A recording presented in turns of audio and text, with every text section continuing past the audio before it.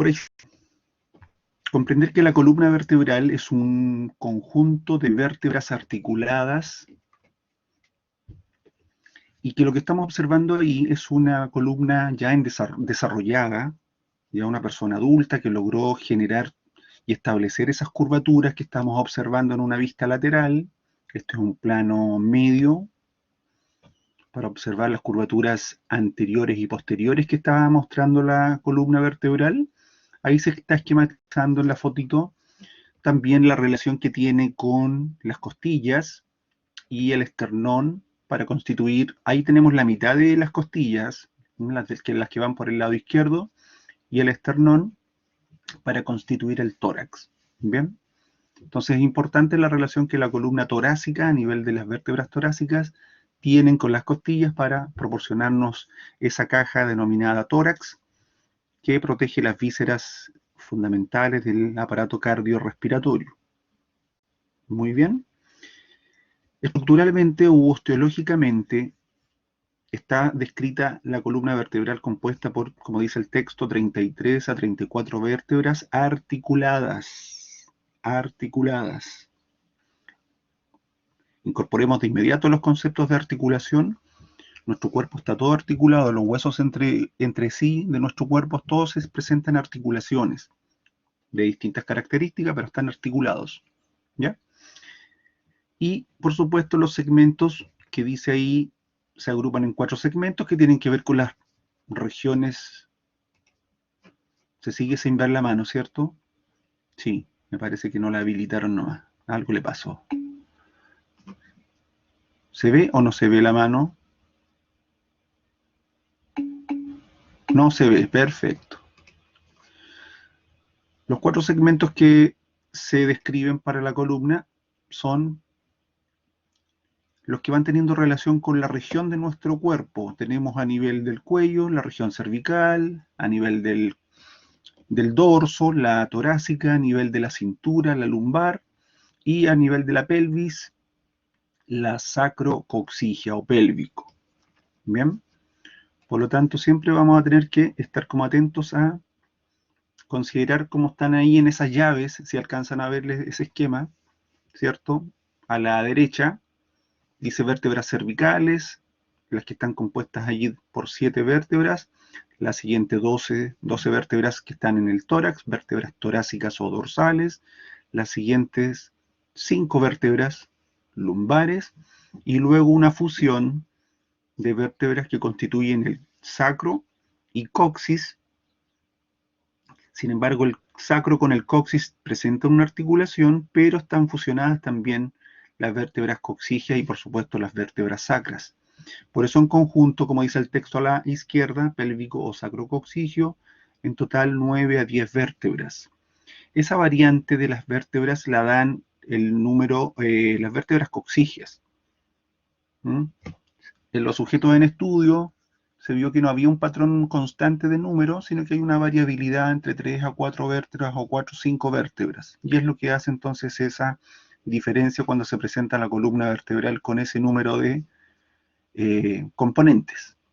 Bien, signo de la involución de esa porción de la columna en la especie humana, al adoptar la bipedestación, al ponernos a caminar, ¿cierto? Ya nuestra cola, suponiendo que evolucionamos de una especie cuadrúpeda, ya no necesitamos una cola tan larga y ese coxis está en involución. Por eso está tan rudimentaria ese conjunto de vértebras. Para entender la columna vertebral necesitamos conocer las características de las vértebras individualmente y cómo los grupos vertebrales tienen características propias, diferenciadoras entre uno y otro. Lo primero que hay que hablar de una vértebra tipo, o vértebra que presenta una gran característica común en el número de ellas, son las vértebras típicas, y las atípicas son vértebras que difieren en la forma, a la mayoría. Vamos a ver que eso es muy notorio en el nivel cervical fundamentalmente. Ahí hay muchas vértebras diferentes en cuanto a forma. Pero lo que está mostrando esta diapositiva en el texto y en la imagen arriba son los componentes bastante promedios y mayoritariamente presentes en las vértebras que vamos a estudiar. Como decía ahí, características comunes o generales a todas las vértebras. Si se fijan, voy a poner aquí el puntero a ver si lo activo. Si se fijan, obviamente tenemos en la región anterior, un cuerpo vertebral, que es ese que está ahí, que si lo observamos lateralmente, claro, tiene un aspecto de una estructura rectangular, vamos a ver que tiene aspecto cilíndrico en promedio, y otra zona que es la posterior, que es la zona del arco vertebral, donde vamos a encontrar distintas estructuras que articulan y que le dan la característica de la movilidad de los distintos segmentos que vamos a estudiar.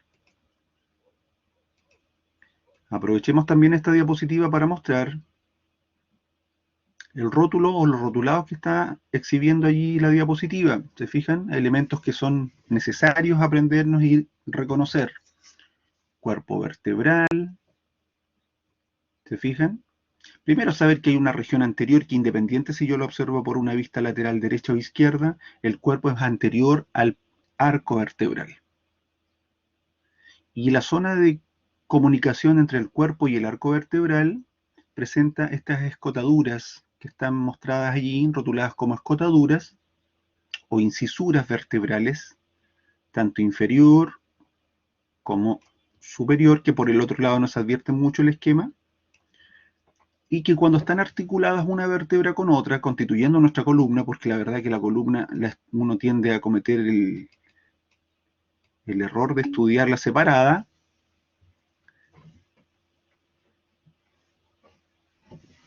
Perdón, no le leí lo que escribió. Esa sería una vértebra lumbar, claro. Esta es una vértebra lumbar por la forma que tiene. Vamos a ver por qué. ¿O usted ya sabe, Sebastián, cuáles serían algunas características?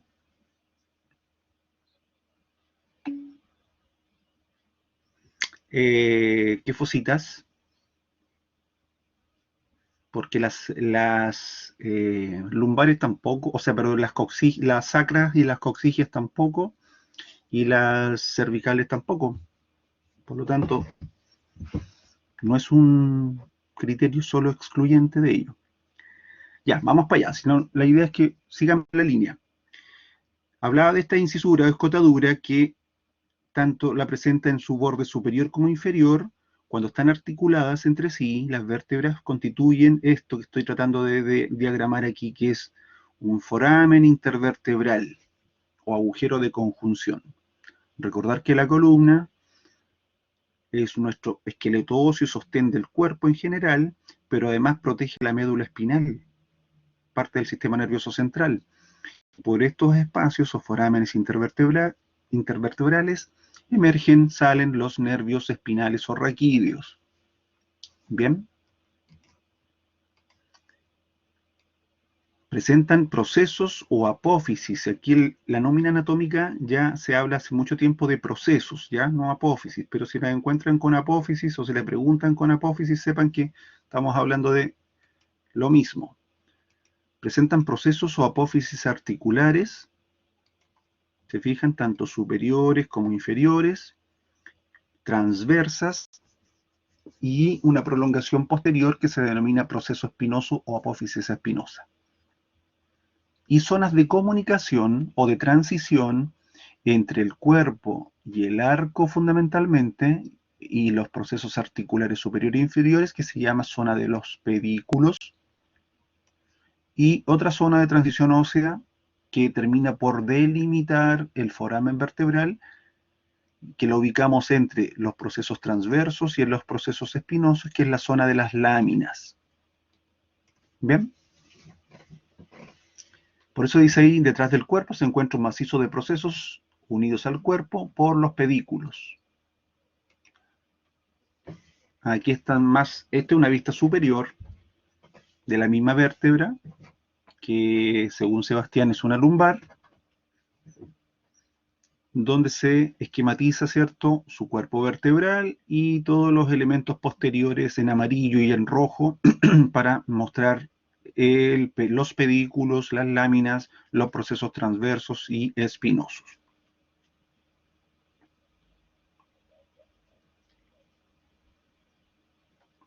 Los procesos espinosos que está descrito en la diapo dice que tienen este aspecto, si lo observamos desde una vista superior, tiene un aspecto como ahí triangular. ¿Se fijan? Por eso se dice que presenta una base hacia anterior y un vértice hacia posterior. También les comenté recién que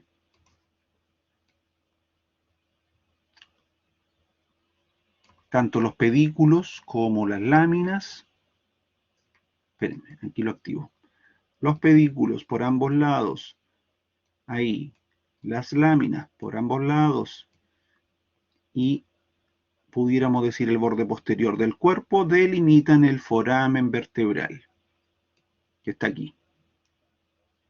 ¿Bien? Por este foramen vertebral, que constituye uno con otra vértebra hacia arriba y hacia abajo, el canal raquídeo, va a nuestra médula espinal. Aquí está lo mismo que estoy comentando en texto, dice el foramen está limitado por delante por la cara posterior del cuerpo vertebral, por detrás por las láminas y bases del proceso espinoso y lateralmente por los pedículos y procesos articulares. Esta es una característica común a todos los grupos vertebrales, por eso estamos en esa generalidad. Y aquí se está mostrando, esquematizando cómo en ese foramen vertebral que constituye el canal vertebral, cuando ya están articuladas, va a nuestra médula espinal. Y ahí se está mostrando la médula, como ustedes, si es que tuvieron biología y tienen que haberlo visto, ¿cierto? Está protegida por estas membranas meningias, se esquematizan las dura madre, aracnoides, los espacios disponibles en la médula, la vascularización en plexos que tiene y los nervios raquídeos que van emergiendo de manera simétrica en pares, tanto por los forámenes intervertebrales del lado derecho como por el lado izquierdo. Hasta ahí no creo que haya mucha duda, ¿cierto? O si no, vayan preguntando, por favor. Bien. Allí con el número 10 en la fotito, se fijan que se está señalando el foramen intervertebral. El foramen intervertebral obviamente se observa cuando está en una columna articulada.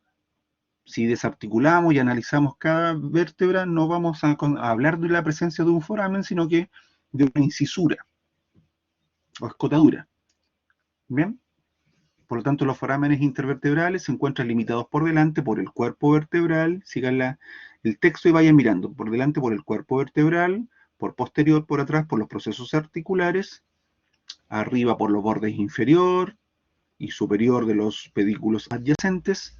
Los forámenes intervertebrales entonces dan paso a las raíces espinales o nervios raquídeos. ¿Qué es lo que se está esquematizando y mostrando ahí? Tanto a la izquierda, ¿cierto? Una vista superior donde se ve cómo, bueno, se retiró la médula espinal para mostrar solo las raíces que están escapando, transitando por los forámenes. La del medio es una vista anterior de la región lumbar y sacrocoxigia para mostrar cómo los nervios raquídeos están abandonando la médula espinal y que además funcionalmente constituyen estas raíces el sistema periférico. Y más a la derecha de la radiografía está mostrando entonces cómo conjunto de articulaciones, de forámenes, o sea, de incisuras de cada vértebra, articulando con la inferior, van constituyendo los forámenes intervertebrales. ¿Ok?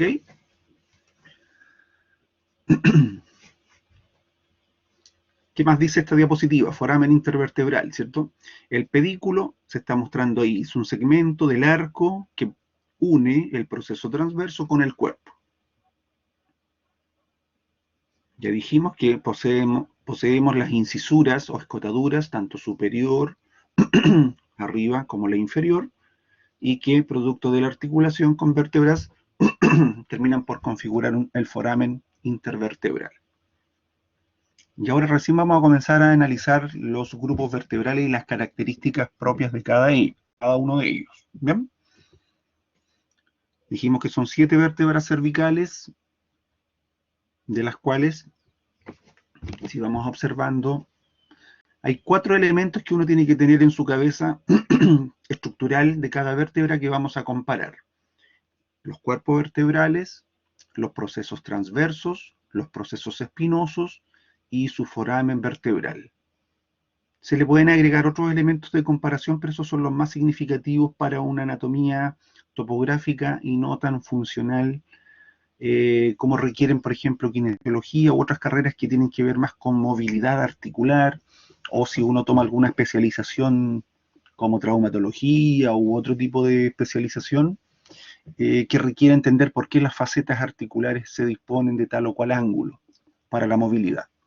Pero comprender que las formas que uno describe es producto de un proceso evolutivo y por qué requiere entonces que las cervicales como las lumbares tengan más movilidad, porque generan, ¿cierto?, la capacidad de movilizar nuestra cabeza, la columna cervical, para poder enterarnos de todo lo que está pasando en nuestro entorno. Es un proceso evolutivo que nos permite integrarnos con nuestro medio, y la columna lumbar tiene que ser móvil para generar los desplazamientos con movimientos laterales, con inclinación.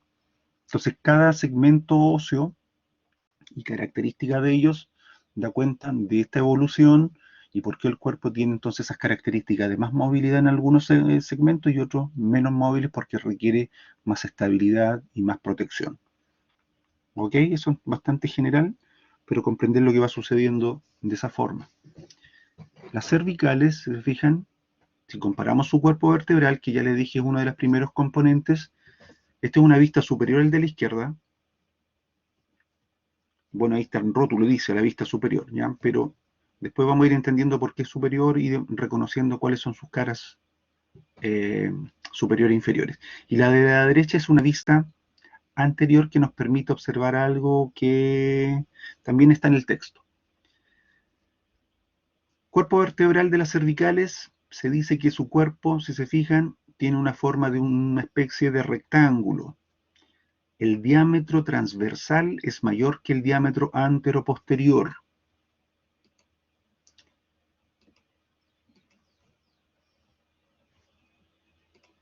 Esto de la manito que no funciona es una lata porque tengo que cada vez activarle el dibujo y no pesca simple. Ya.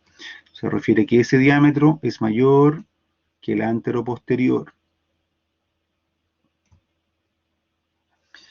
En los extremos de la cara superior, esto que está aquí, pero aquí no lo vamos a advertir mucho, sino que lo vamos a advertir mejor acá, en los extremos del cuerpo, en la cara superior, hay unas elevaciones denominadas procesos semilunares, o también llamados procesos unciformes o uncus. Si lo pillan por ahí, como cuernos. ¿Ok? Procesos semilunares o uncus o procesos unciformes. Descritos fundamentalmente para las vértebras cervicales porque requieren o le proporcionan estos uncus una mayor estabilidad, sobre todo los movimientos de lateralidad de la columna. Si bien es cierto, nuestra columna cervical es muy móvil, es la más móvil de la columna, igual tiene que tener elementos de protección para que no se nos vaya a desarmar y se nos vaya a desarticular. En los extremos laterales de la cara inferior, dice el texto, en los extremos laterales de la cara inferior,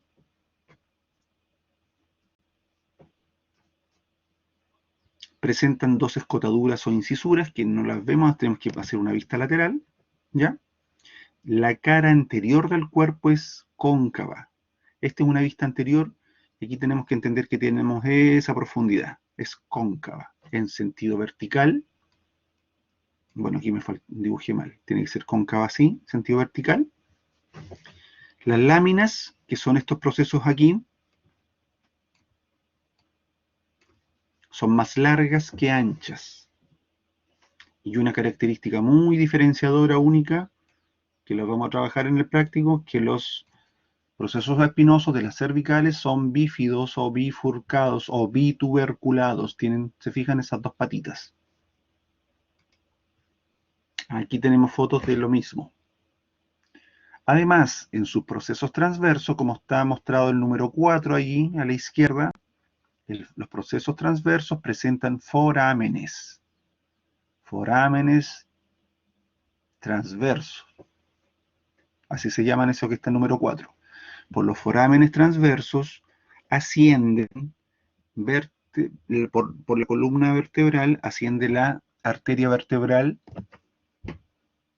derecha e izquierda que provienen de las arterias subclavias. ¿Ya? Cuando lleguemos a la vascularización de esa región, es importante que entendamos por ahí van ascendiendo, y esos vasos, arterias vertebrales, constituyen, sí, a lateral, estos.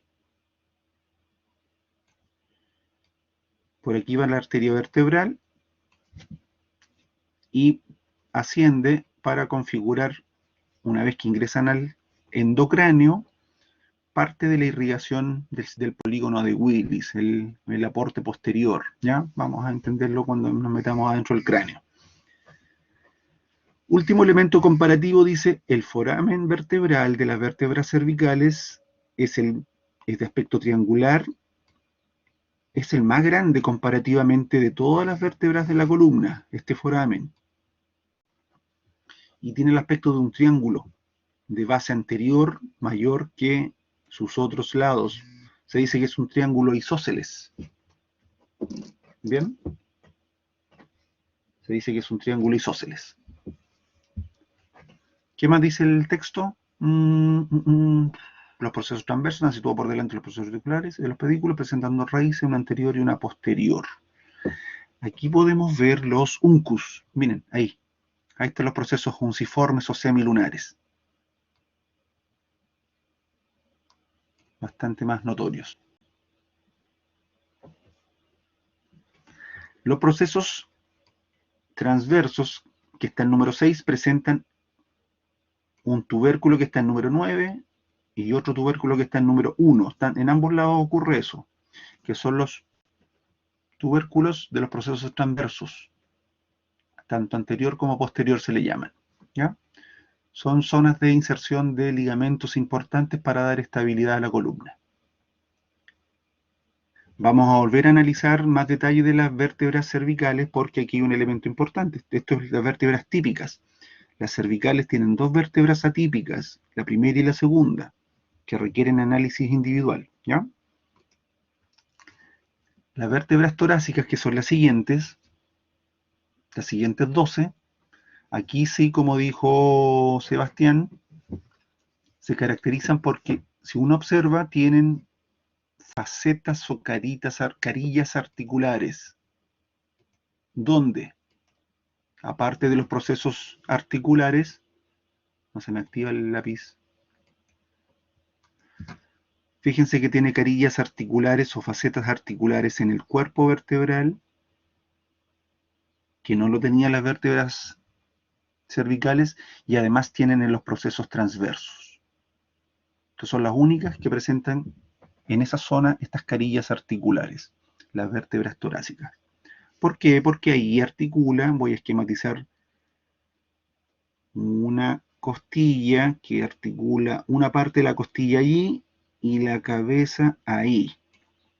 La cabeza de la costilla articula aquí en el cuerpo, y otra parte de la costilla, que es el tubérculo de la costilla, articula en el proceso transverso. ¿Cómo se describen los cuerpos vertebrales de las torácicas? Redondeado, ¿se fijan? Ya no es tan rectangular. Una característica general que presenta la columna vertebral es que los cuerpos y el volumen de las vértebras van aumentando a medida que se van descendiendo desde cervical a lumbar. Por eso dice ahí, en la medida que descienden, los cuerpos vertebrales van aumentando de tamaño comparativamente. Presentan las mitad, ¿cierto? Dice ahí, presentan dos hemifacetas articulares o costales, ya la rotulé, la superior y la inferior, y estas forman con las hemifacetas homólogas de las vértebras suprayacentes y subyacentes un ángulo que aloja la cabeza costal. Nos va a quedar más clarito en la siguiente. Bueno, adelantémonos. Vean que el proceso espinoso es bastante más largo y está dirigido hacia atrás y hacia abajo, bastante más verticalizado. Los procesos transversos no tienen forámenes. Perfecto. Y no hemos ahondado en describir los procesos articulares y no lo vamos a hacer para medicina, pero yo les comento que los procesos articulares aquí, si se fijan, son bastante más verticalizados, tanto los superiores como los inferiores, a diferencia de los otros grupos vertebrales, porque aquí necesitamos más estabilidad y menos movilidad anteroposterior, sino que más bien componentes de rotación por el tórax. Y fíjense cómo es el foramen vertebral. No tiene aspecto de triángulo, es más bien circular, ¿cierto? Sí, muchas gracias. Los pedículos, el pedículo presenta en su borde las costillas, tanto la cabeza de la costilla que articulan el cuerpo vertebral. Esto es para Fernando que preguntó, como los procesos transversos, donde articula el tubérculo de la costilla, son articulaciones sinoviales planas. Aquí está mostrando entonces el pedículo presente en su borde inferior, una fuerte escotadura que está en número 4 aquí en la fotito, arriba a la izquierda. Y las láminas son casi verticales, claro, porque van tomando un poco, se proyectan hacia el cuerpo, o sea, hacia el proceso espinoso que está en número 6 arriba. Bien.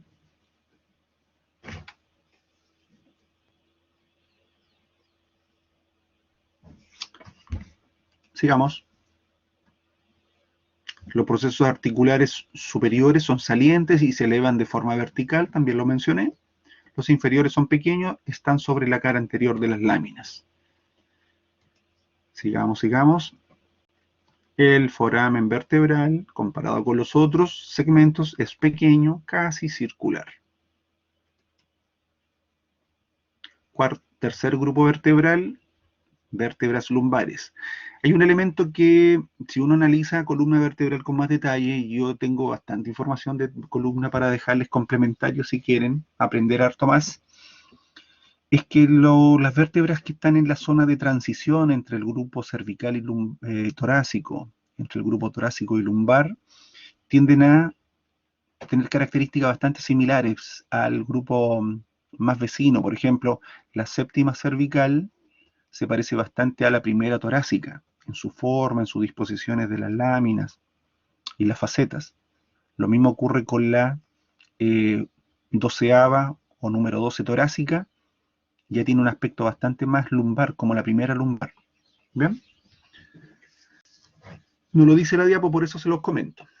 Las vértebras lumbares que se está mostrando aquí, que esta no es la mejor foto porque lo ideal es magnificar mucho más el cuerpo, dice, el cuerpo es sólido y voluminoso.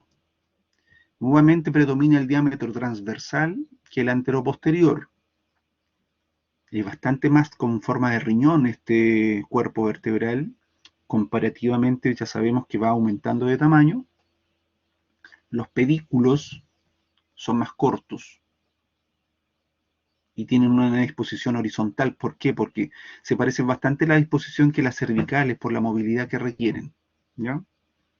La incisura inferior es más marcada que la superior, como lo vemos ahí entre la 10 y la 4 en la fotito inferior. Y las láminas son más altas que anchas. El proceso espinoso, como en el número 8 ahí rotulado, en la de abajo y en esta vista superior, es cuadrilátero, macizo, y algunos libros de anatomía dicen que tiene una forma como de un hacha, ¿ya? Y se dirige prácticamente horizontal hacia atrás.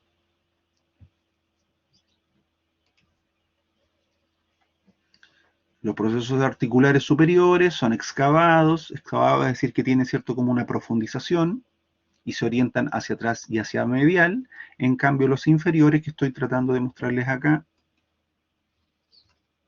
voy a dejar un puntito, esos son los inferiores de esta vértebra, estos son los superiores, arriba.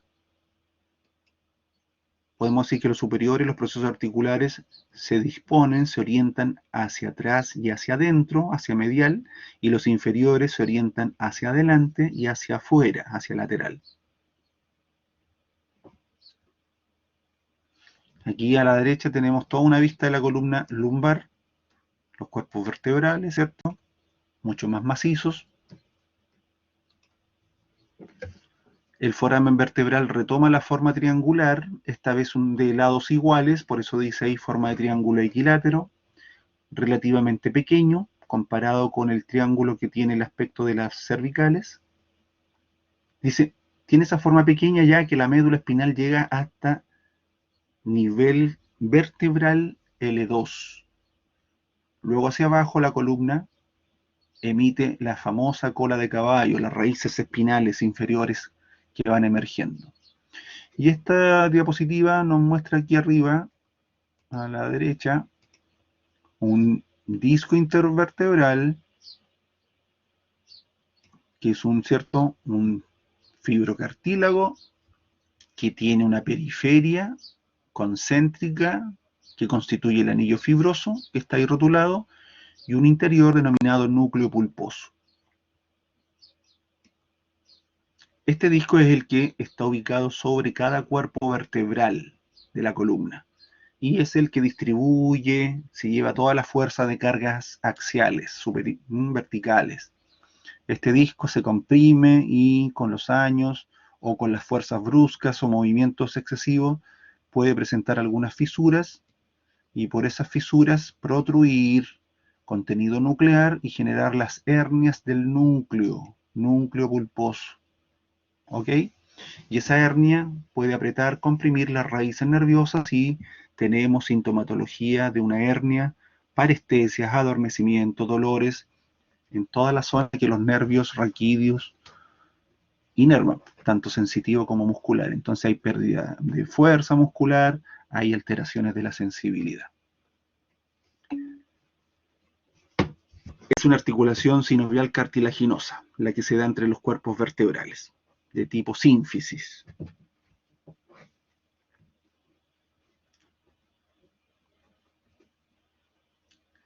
Exacto.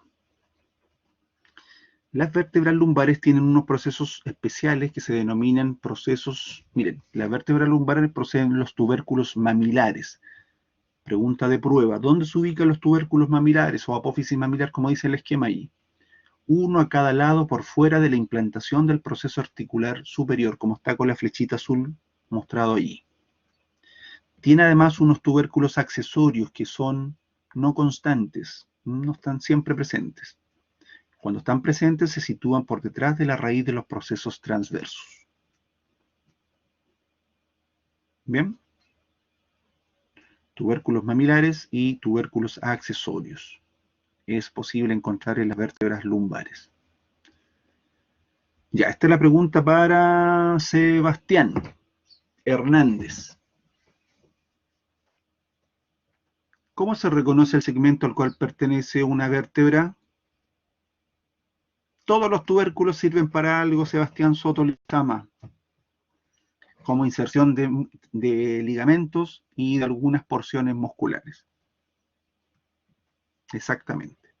Recordar que todos los accidentes óseos que nosotros aprendemos, describimos, sobre todo los tubérculos, las líneas, los procesos espinosos y los transversos, ayudan entonces a fijar ligamentos y musculatura. ¿Está respondiendo Sebastián? Hernández, por la forma, profesor, dice, por la forma del foramen, la presencia de algunos de agujeros transversos, me quería, y la forma de la espina. Por lo tanto, ¿qué vértebra es esa?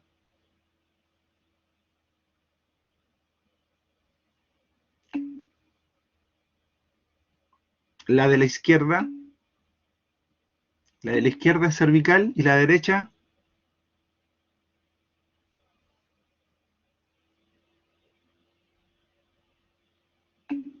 torácica. ¿Sí? ¿Se va entendiendo? Ok. Preparados los argumentos de inmediato para decir por qué. Bueno, así hay que ir preparado. Torácica por la carilla del proceso transverso. Muy bien. ¿Y la cervical? ¿Cuáles serían los argumentos para decir que es cervical?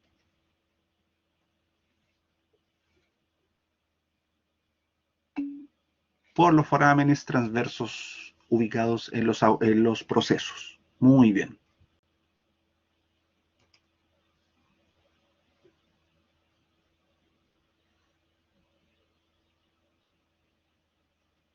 Ahí está un poco la respuesta, muy bien. Pasemos de largo, esto ya se lo saben. Está para... Exactamente.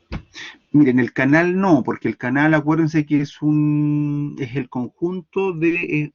en una vista unitaria de vértebra nosotros vamos a ver forámenes, no canal. Canal, uno habla de canal cuando veamos una columna completamente articulada y uno diga, por aquí va un canal. Hacemos el recorrido. Por ejemplo, aquí mismo me sirve para entender, o sea, para explicarle esto.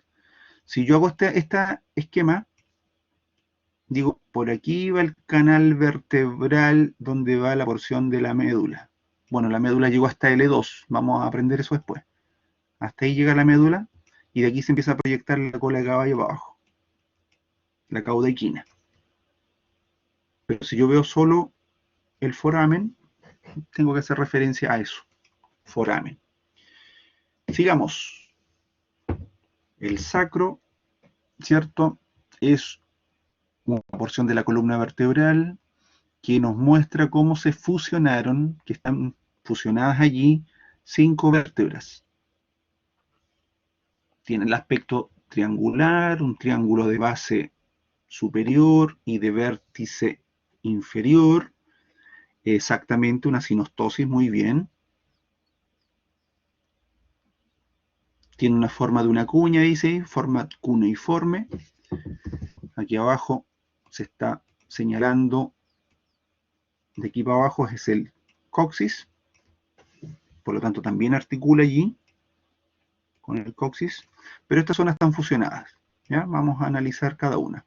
Y en esta vista anterior, primero, decir que tiene una zona central, el sacro, que es como el cuerpo, y unas zonas laterales que son las alas del sacro. En el cuerpo, en la región superior, tenemos este promontorio sacro, que es la zona de articulación con la quinta vértebra lumbar, y también tiene sus procesos articulares superiores, vistos acá, y estas son las denominadas alas del sacro, que en una vista lateral vemos que tiene una carilla auricular para los huesos coxales que constituye la pelvis. Y en esta vista anterior, que estoy llenando ya de dibujos, observamos los forámenes sacros anteriores.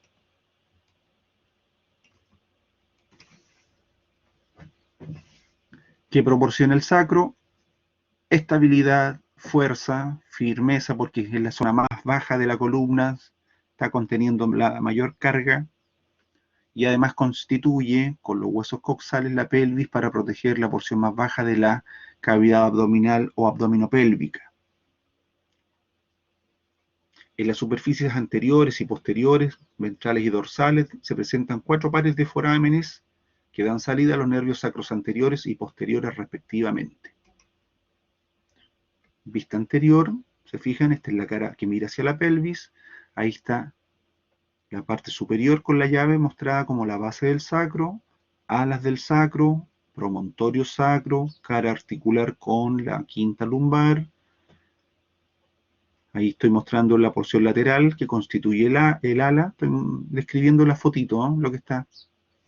Vean, dice ahí, después de los 20 años de edad se observan 4 líneas transversas que están rotuladas ahí, dicen crestas transversas. Se observan en la cara anterior del sacro. Corresponden a la fusión de las vértebras sacras. Las crestas transversas o crestas sacras transversas muestran entonces el fenómeno de esta sinostosis. ¿Qué más? ¿Qué más? Sigamos. Ya, estas son preguntas de test, de prueba, de interrogación de laboratorio casi siempre. Si observamos la vista posterior del sacro, quedan evidenciadas 3 grandes elevaciones denominadas crestas. La que está por la zona media, obviamente se llama cresta sacra media, acá. Representa la fusión de los procesos espinosos de las vértebras sacras. Antes de enfrentar los forámenes sacros posteriores, aquí tenemos una cresta sacra intermedia, que es un signo o señal de fusión de los procesos articulares de las vértebras sacras. Y por lateral a cada lado de los forámenes sacros se describe esta cresta sacra lateral, que es un indicio, un indicador de la fusión de los procesos transversos que se fusionaron. En esta cara posterior podemos ya ver, ¿cierto?, los procesos articulares superiores, inferiores. Bueno, aquí se está mostrando la quinta lumbar en estricto, articulándose, si no me equivoco. No, estoy hablando de más. Lo que quiero mostrarles es el hiato sacro, una abertura que se evidencia por posterior, que permite dar un grado de protección y de salida a los elementos neurológicos. Ese es el hiato sacro con una forma así, de una V invertida. Ahí se está rotulando. Esta es una vista superior. La caudequina, la verdad que termina antes en la salida, Alonso. El hiato, claro, por el hiato en definitiva es el espacio que queda hacia abajo. Supuestamente teníamos la cola más larga hacia allá, entonces eso era un túnel que permitía desplazar más todavía la cola de caballo. Ahí dice la diapo que los procesos articulares superiores del sacro se articulan con los inferiores del L5. Sí, no tiene inferiores, tiene solo superiores. Los procesos articulares superiores que son los que están mostrados allí. Ahí y ahí. Esta es una vista superior. Vean la concavidad porque lo que se está mostrando aquí abajo es el coxis. Por lo tanto, este es el ala sacra derecha, este es el ala sacra izquierda. Vista lateral del sacro, vean la curvatura, ¿se fijan? Curvatura sacra. Vean la relación que tiene con el promontorio, con la cara inferior del L5. Ese es forman con L5 el ángulo lumbosacro o promontorio. Este ángulo es más aumentado en la mujer que en el hombre, por razones anatómicas fundamentalmente, ¿ya? De diferenciación de especies, de género, perdón. Nada más. En el borde anterior de la vértebra sacra 1, con L5, el ángulo promontorio o ángulo de los tocólogos también se les llamaba, es útil en el examen de medición de la pelvis. ¿Ya? Cuando vayamos a pelvis vamos a hablar algo de cómo se miden ciertas relaciones estructurales de la pelvis. Es una pelvimetría que permite ver si la pelvis tiene valores normales y va a permitir, sobre todo la pelvis femenina, alojar el embrión y el feto en desarrollo para un buen desarrollo del proceso de gestación. ¿Ya? Ahí dice, para determinar un diámetro conjugado diagonal debe ser igual o mayor de 13 centímetros. Vamos a entrar a explicar un poquito eso cuando veamos pelvis. En la cara lateral del sacro, aquí están señaladas estas caras auriculares, que tienen forma de oreja, por eso se le denominan caras auriculares, y son las zonas que articulan con los huesos coxales respectivos por el lado derecho e izquierdo. Las articulaciones sacroiliacas tienen dos componentes sinoviales planas y una zona de sindesmosis.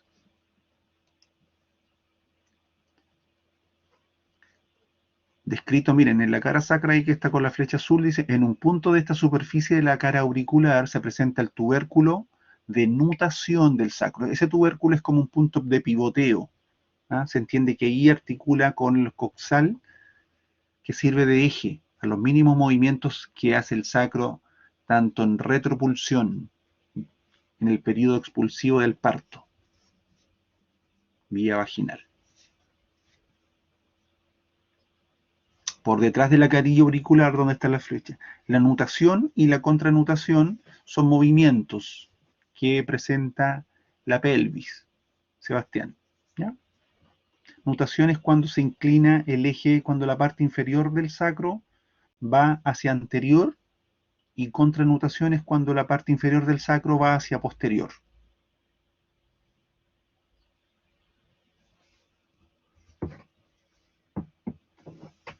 Se mueve como una especie de báscula que va de lado, de anterior a posterior. Esa es la nutación y contranutación. Finalmente esta diapo está mostrando una zona denominada, ¿cierto?, la fosa cribosa del sacro, que ahí no está tan notorio las cribas, los forámenes, los hoyitos, pero son orificios vasculares.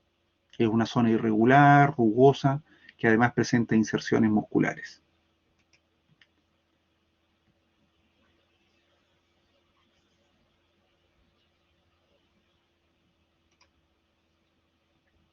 Por lo tanto, resumen: grupos vertebrales, columna vertebral, 7 vértebras cervicales, 12 torácicas, 5 lumbares, 5 sacras, coxígeas 4 o 5. Aquí está la vértebra atípica cervical número 1, primera vértebra cervical o atlas. ¿Bien?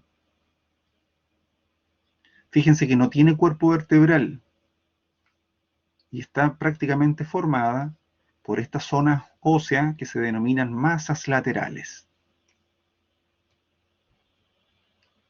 Dice el texto además que estas masas laterales están unidas por estos arcos del atlas, tanto anterior, este es anterior y este es posterior.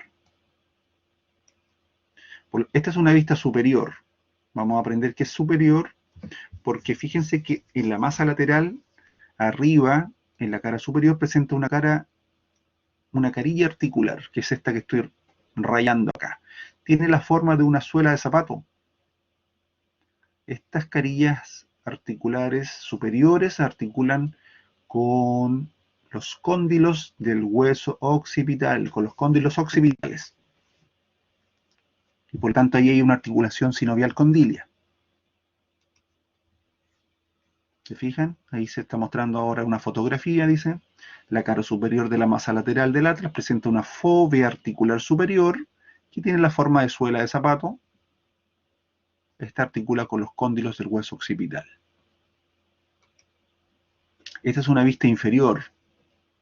Vean que no tiene la misma forma en las carillas auriculares inferiores, las carillas, perdón, articulares. Son más bien redondeadas.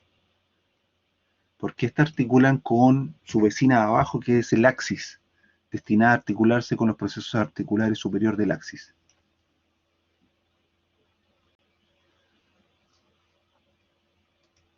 La cara, dice el último texto ahí, la cara medial no presenta cuerpo vertebral.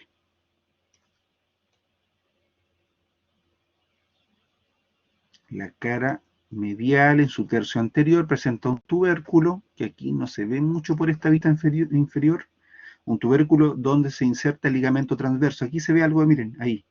Voy a dejarlo marcadito ahí, delimitado. Me sale como recto. Ahí. Los tubérculos que sirven para inserción del ligamento, de un ligamento que ahí se ve el tubérculo. Ahí está quedando, ahí. Sirven para inserción del ligamento transverso de la articulación atlantoaxoidea media. Ahí vamos a llegar a explicarlo eso. Aquí está mejor. ¿Qué vista es esta, superior o inferior de la vértebra? ¿Por qué?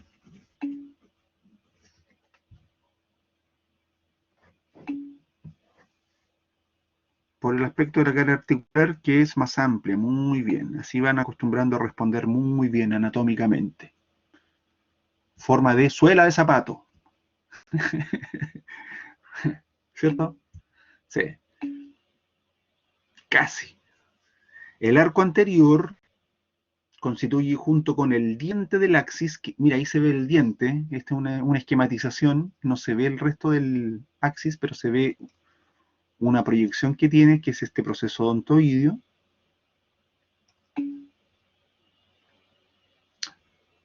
ahí está el tubérculo. Voy a poner un puntito. Ahí está el tubérculo anterior, aquí está el tubérculo posterior del atlas.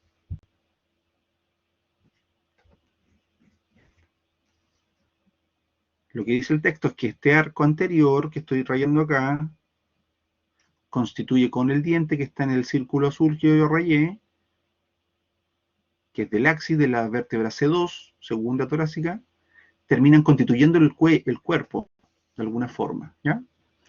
Del atlas. Ahí se muestra, se esquematiza entonces a la derecha de esta fotito cómo está el diente del axis al centro, este diente ahí, flanqueado y protegido ahí por este ligamento transverso del atlas, que se fija a los tubérculos. Aquí están las impresiones para los ligamentos. Mira, ahí, a la izquierda estoy poniendo aquí, ahí. Vean que hay una carita articular chiquitita y dice faceta para la odontoides, para el diente. Y el diente también tiene una carita articular. ¿Qué tipo de articulación es la atlanto-odontoidea, esta que estoy aquí? Pivote, muy bien, pivote. Por lo tanto, ¿qué movimiento presenta?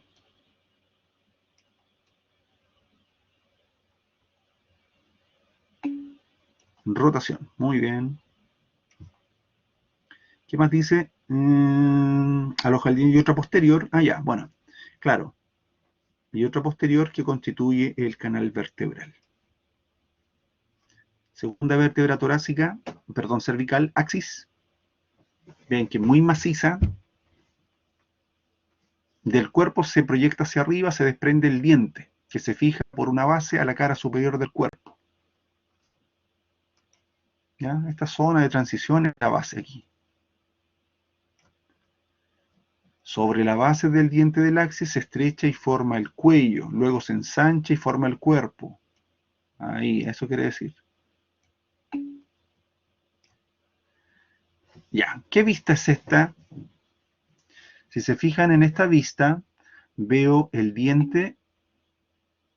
No. Es anterior. ¿Y sabe por qué?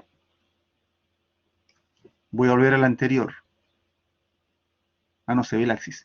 ¿Por qué el axis tiene proceso espinoso? Que el atlas no lo tiene. Está marcado. Eso que se ve abajito es del axis. Eso que se ve ahí, miren.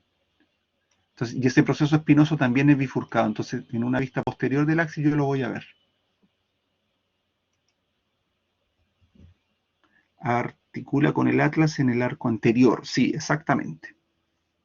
Por lo tanto, ese diente articula allí con el arco anterior del atlas. Voy a terminar por rotular más cosas o mostrarlas por lo menos. Vean que esta también tiene su masa lateral allí. Tiene una cara que articula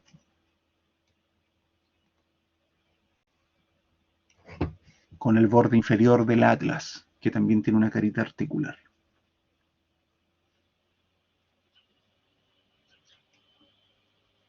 Ahí está, dice la cara anterior del cuerpo presenta una faceta articular ovoide oval de eje mayor vertical que transverso, que articula con una faceta similar que existe en la cara posterior del arco anterior del atlas, como lo vimos en la diapo. Ahora se fijan que esta es una vista posterior, se ve el proceso espinoso. Comparemos la vista. En el anterior no se ve los procesos espinosos, se ve más bien el cuerpo bastante cuadrangular. Los procesos transversos no alcanzan a mostrar generalmente tanto los forámenes transversos, excepto el que se ve para el lado derecho en esta vista. Pero en la posterior sí se ven mejor los forámenes transversos en los procesos transversos. Y, por supuesto, ese proceso espinoso bífido, bifurcado. También dice la cara posterior presenta otra faceta articular convexa y transversal para el ligamento transverso, que está señalado con la flecha en negro. El pedículo presenta en su borde inferior una marcada escotadura o incisura carente en el borde superior. Si se fijan, vamos mirando, vemos que se refiere entonces a esa zona.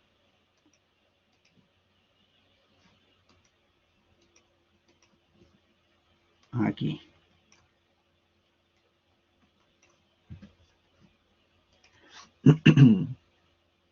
Fotografía real, ¿cierto?, del axis.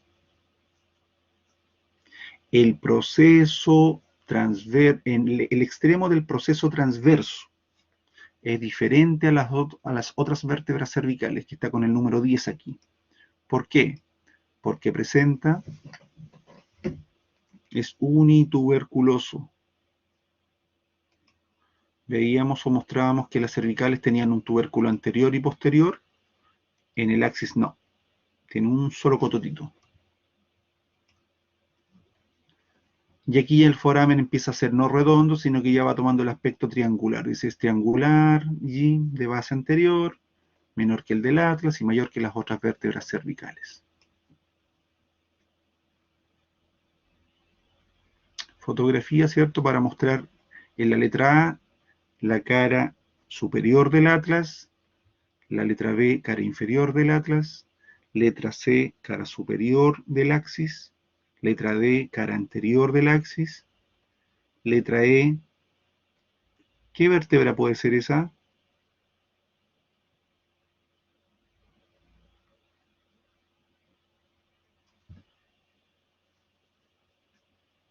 La tercera cervical. Muy bien, muy bien, muy bien.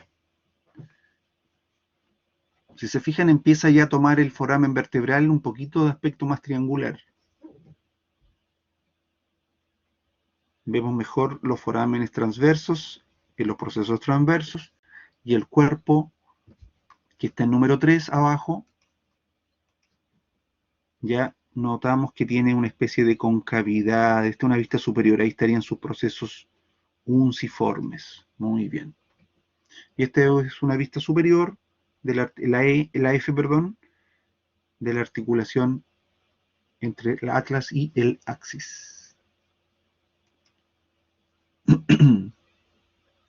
Características individuales. Aquí la fotito nos está mostrando cómo va esquematizado allí el ascenso de la arteria vertebral. Sin embargo, a nivel de la sexta vértebra cervical, dice, la raíz anterior del proceso transverso tiene una prominencia anterior que corresponde al tubérculo carotidio, que está mostrado en la punta de la flecha en negro. Tubérculo carotidio. Es el apellido de quien lo describió, ¿eh? Ya se usa muy poco los epónimos. Chassaignac. Dice, este punto de referencia para localizar la arteria vertebral. La séptima cervical, también llamada la vértebra prominente, tiene ya un aspecto distinto de transición hacia la primera torácica que está abajo, en este esquema de la derecha.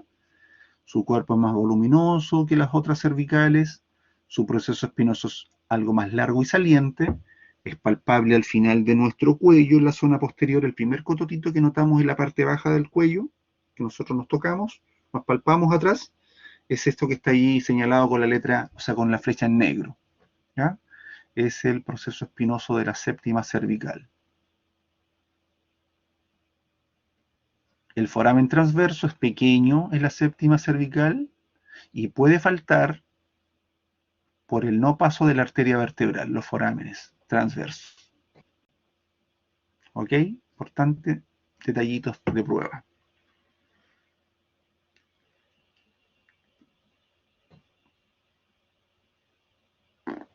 Preguntas. ¿Qué vértebra es la que está con letra D? ¿Y qué vista es vértebra y vista? La D, de dedo.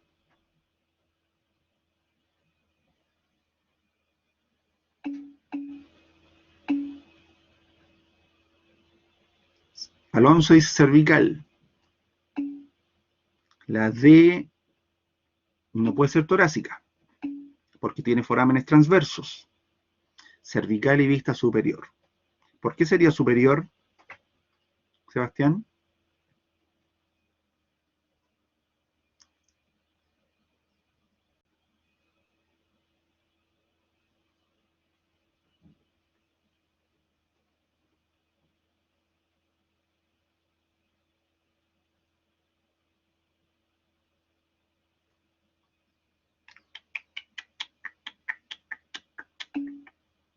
porque el proceso espinoso estaría hacia atrás, pero si la inferior también está hacia atrás, si lo miramos por abajo, ¿por qué sería una vista superior?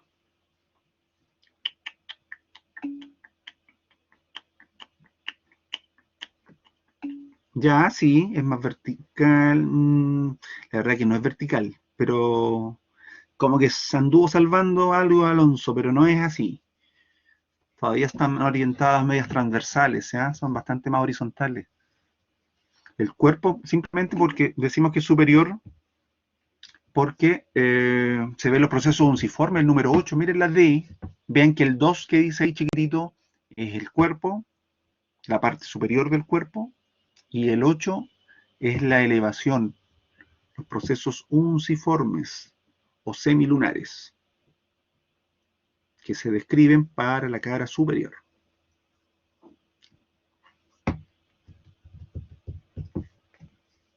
Muy bien. Vean ahora, aquí se está mostrando las torácicas, las características de las atípicas o propias de cada grupo, dice ahí. La primera torácica ya es una transición entre la cervical y la torácica. El cuerpo tiene un cuerpo que predomina el diámetro transversal. En sus caras laterales se observa una faceta completa, no hay hemifaceta. Miren ahí, se observa una faceta completa articular para la primera costilla. A veces esa faceta puede estar facilitada o completada por la séptima, pero la mayoría de las veces no. Ahora, si nos vamos al grupo más inferior, a la décima torácica, dice, tiene algunas características de vértebra lumbar. Tiene una faceta articular costal superior para la décima costilla, el proceso espinoso es más oblicuo, ya no es tan vertical. ¿Se fijan aquí la torácica? Vertical, bastante verticalizado, hacia abajo, hacia abajo, hacia abajo, y de aquí ya empieza a horizontalizarse. La onceava vértebra torácica, el cuerpo presenta una faceta articular para la costilla 11, tiene procesos transversos cortos y rugosos, y ya no tiene faceta articular. Aquí prácticamente no tiene, porque se nos acabaron las costillas, aunque sí tienen, en el cuerpo sí tienen la 11 y la 12, pero dice más bien la vértebra torácica, el cuerpo presenta una faceta articular, tiene transversos cortos y rugosos, donde no tiene la faceta en los procesos transversos, la 11 y la 12.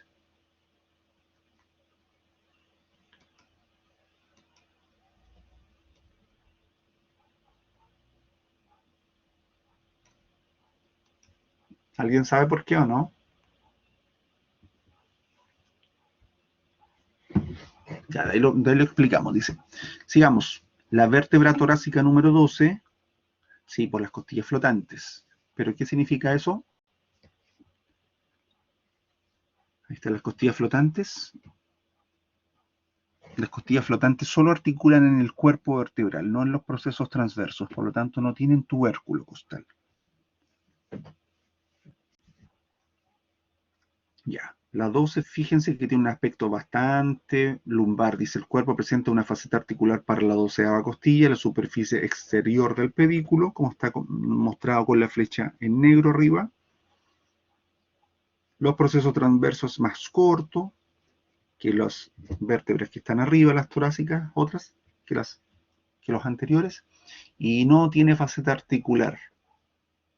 Los procesos articulares inferiores son similares a las vértebras lumbares, ya empiezan a mirar hacia afuera y hacia adelante. Y vean el proceso espinoso. Solo sabemos que una torácica porque todavía queda una faceta articular allí. Pero estas dos nos harían confundir que es una lumbar.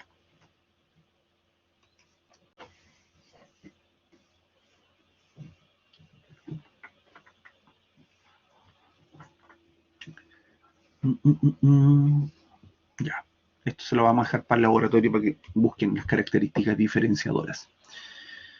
Otro elemento único que estamos revisando por cada grupo vertebral es que la primera vértebra lumbar, dice ahí, tiene un proceso costiforme, presenta un proceso costiforme, más corto que las demás vértebras lumbares.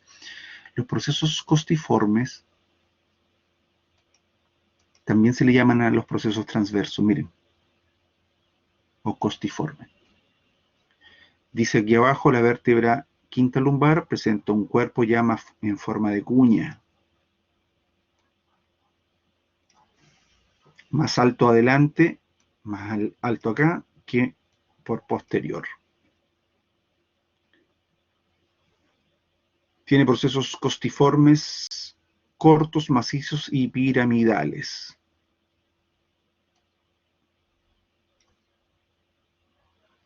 Los procesos articulares inferiores están en el mismo plano sagital que los superiores. Prácticamente ya estamos en una zona de movilidad y de estabilización. Fotitos para que ustedes vayan diferenciando. Quiero que vayan mezclando la información, las características comparativas de cada grupo vertebral y poder entonces decir cómo observamos los cuerpos, los forámenes vertebrales, los pedículos, perdón, los procesos transversos y espinosos. Vamos con las curvaturas de nuestra columna. ¿Qué vista es esta, lateral derecha o izquierda de la columna? ¿Y por qué?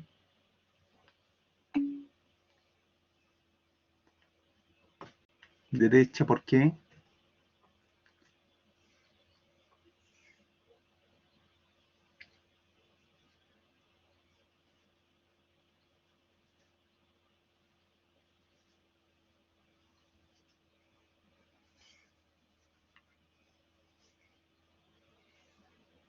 Vamos, vamos, argumentos anatómicos, vamos.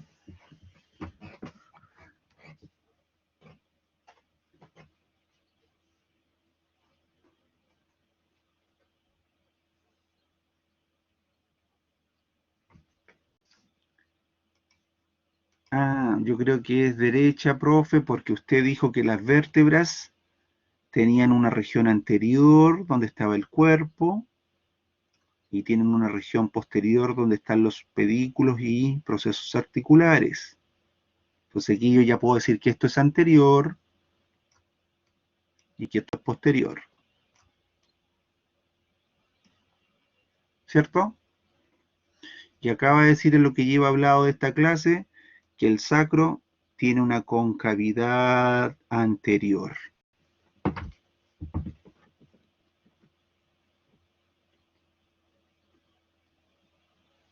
Por lo tanto, es una vista derecha. ¿Ya, Sebastián? Y todos los que están escuchando, para que vayan aprendiendo la anatomía y el lenguaje que necesitan, cuando expliquen después una radiografía, una imagen, tienen que usar ese lenguaje. ¿Ya? Dice aquí este texto que las curvaturas sacras, torácica y sacra, son fijas. ¿Por qué? Porque claro, sus vértebras presentan, las sacras están fusionadas y las torácicas tienen sus procesos espinosos bastante dirigidos hacia abajo, entonces son muy estables. Las otras dos, la cervical y la lumbar, se modifican con los movimientos de flexión y extensión, o sea, pueden experimentar ese movimiento. Aquí está la explicación de las curvaturas, cómo se van instalando y constituyendo en nuestro cuerpo. Vean a la derecha, feto de 2 meses, a la izquierda, recién nacido. Las curvaturas anteroposteriores, dice, reflejan la adaptación del hombre a la posición de pie. Durante la vida fetal se presenta una gran curvatura primaria, que es la curvatura única y cóncava hacia adelante, como lo vemos en el feto. Esta persiste en el recién nacido. Allí en verde se está tratando de forzar un poquito la forma de la curvatura lumbar, ¿eh? Pero la verdad es que recién nacido, a menos que sea muy activo en la vida intrauterina, no la va a marcar tanto, ¿ya? Es más bien como la de la derecha.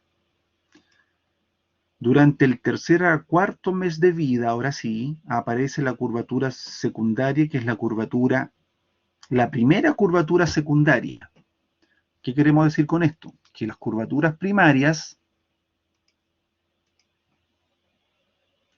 son la columna curvatura torácica y la sacrocoxigia. Esas son las curvaturas primarias que se forman, ¿cierto?, con el desarrollo fetal y embrionario. Pero ya las secundarias son aquellas que van a ir instalándose, como dice aquí el texto. La primera curvatura secundaria en aparecer u observarse es la cervical, cuando el niño levanta la cabeza y empieza a establecer control u horizontalización de la mirada. Y la segunda curvatura secundaria en este caso, que es la lumbar, que está en verde aquí, aproximadamente a los 2 años de edad se forma la curvatura lumbar, cuando el niño ya empieza a desplazarse de mayor, incluso algunos textos dicen que antes, al año, cuando ya hay un control de tronco, cuando el niño camina, y esta curvatura se va consolidando ya como tal a los 5 años, cuando ya salta, corre, se desplaza y se configura con la curvatura, con la columna torácica. Bien, en la mujer la curvatura lumbar es más acentuada que en el hombre, en especial durante el embarazo. Normalmente en el adulto la columna vertebral presenta 4 curvaturas anteroposteriores. No sé si esto lo expliqué el otro día o no. Cervical, torácica, lumbar y sacra. Les hablé de la concavidad y convexidad. Me parece que sí. Ni me acuerdo. ¿No? Ya. Atención entonces. En este esquema que estoy delimitando aquí de la columna, esta es una vista lateral y vemos curvaturas que se establecen tanto hacia adelante, hacia anterior, como hacia posterior. ¿Se fijan?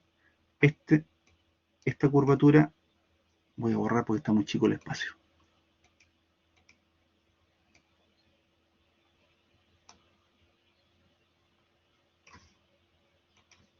Primero que nada, voy a poner un puntito aquí en donde está la columna cervical. Este punto, ¿qué lado de la curvatura es? ¿Anterior o posterior?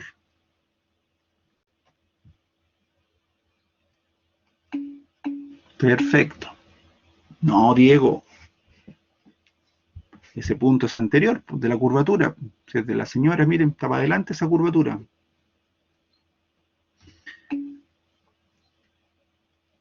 Aquí ahora voy a marcar el posterior, en la columna cervical. ¿Se fijan?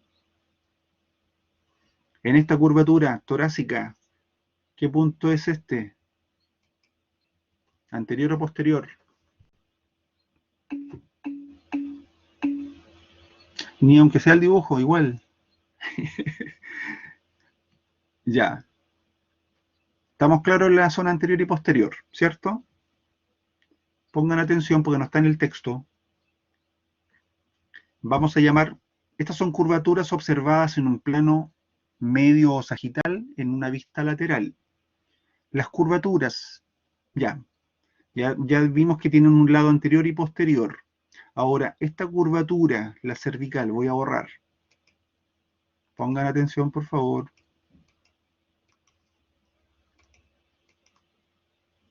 Si yo mido el recorrido o largo que tiene la curvatura por aquí, por el lado posterior, me quedó muy feo. Voy a esquematizar una curvatura acá mejor, abajo. Esta curvatura la estoy esquematizando. Hola, llegó la visita, estoy haciendo clases. Si yo mido desde acá, miren, el recorrido de esta curvatura por el lado anterior y tiro una winch y la mido.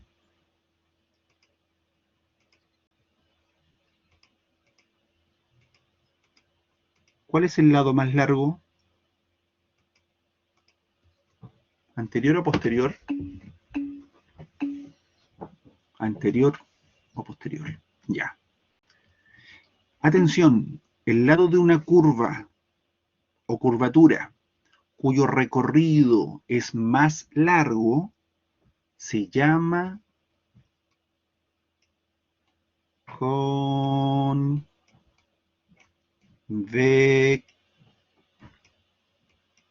Chuta, me va a quedar corto. Convexidad. ¿Cuál es la convexidad de una curvatura? El lado del recorrido más largo, profesor. ¿Cómo se llama el recorrido más corto de una curvatura?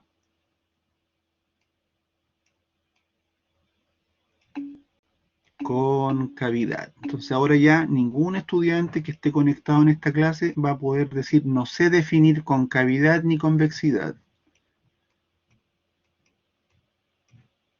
¿Ya? Puedes definirlo sin mostrarlo. No decirme guatita, no decirme sacadito, no me ponerme la manito. Bueno, concavidad y convexidad.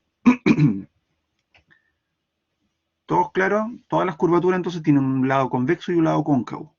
Ya sabemos cuál es el lado convexo, cómo definirlo y cuál es el lado cóncavo.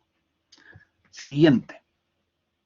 Atención, que esto es fundamental para lo que viene para aprobar la asignatura. Porque yo le voy a decir al profe que ya no repitamos los certámenes porque se los tienen aprendidos todos. Vamos a cambiarlo.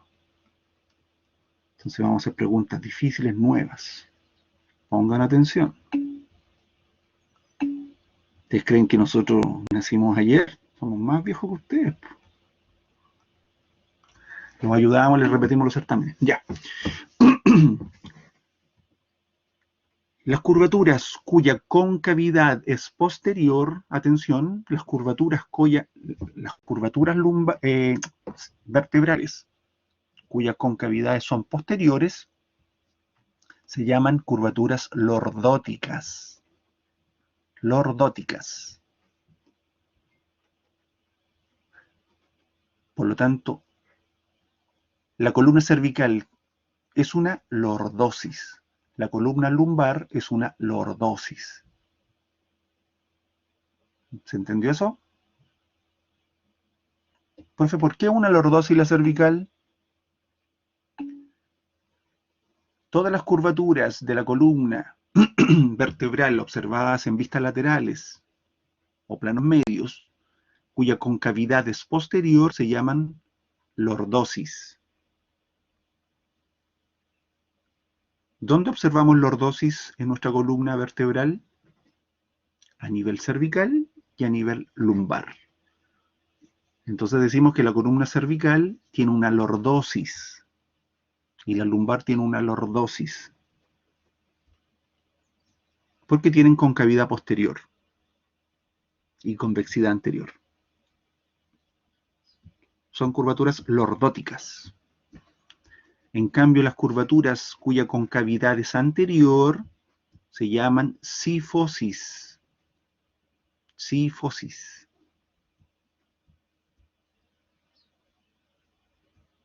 ¿Dónde observamos curvaturas sifóticas? A nivel torácico y a nivel sacrococcígeo. Coincide además entonces que las curvaturas sifóticas son las curvaturas primarias, las que vienen en la etapa embrionaria y fetal.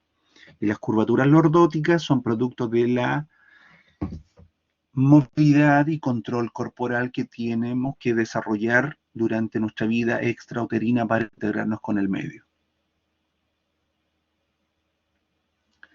Tenemos entonces curvaturas lordóticas y curvaturas sifóticas.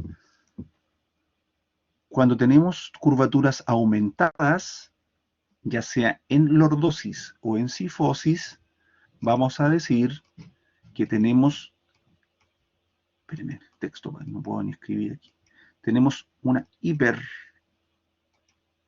¿cierto? Ustedes saben eso.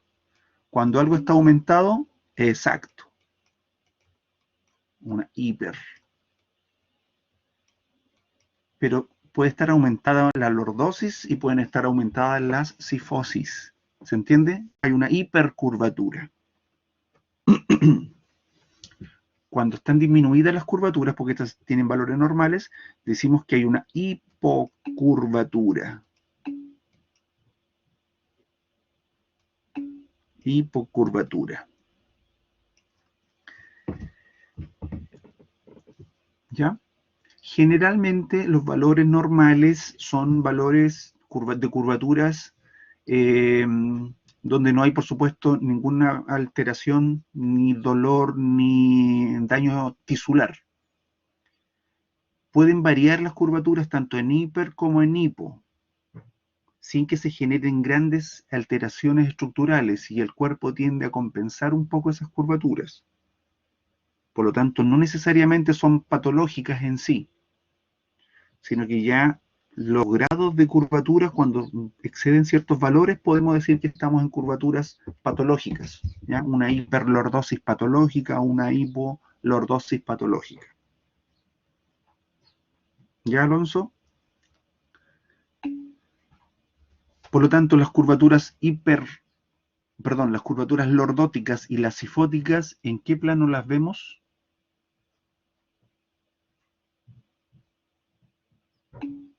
Plano sagital o plano medio. ¿En qué vistas? Laterales. ¿Y cómo se disponen las curvaturas? Hacia anterior y posterior. ¿Se entiende? Son curvaturas anteroposteriores. ¿Se entendió eso? Sí, profesor.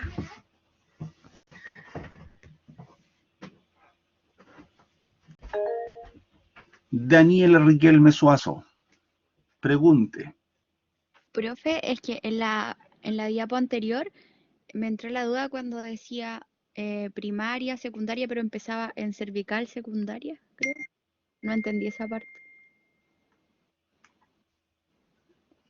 Ya, lo primero que tenemos que entender es, primero, no se confundan, no haga una asociación por posición.